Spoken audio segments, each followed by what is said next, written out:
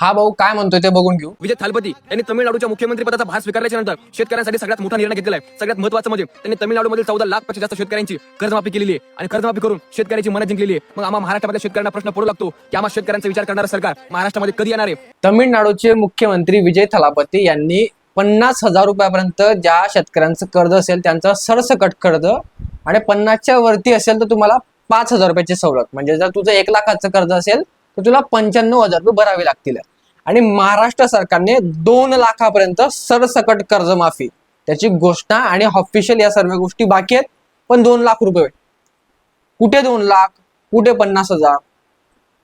भावा तुम्हाला अंधभक्त म्हणू शकतो, काहीच अडचण नाही, पण तू जे करतोय त्याला चाटुगिरी म्हणतात. 50,000 कुठे 2 लाख कुठे आणि त्या विजय थलापतीची गोष्ट तू महाराष्ट्राच्या मुख्यमंत्र्यासोबत तुलना करतोय.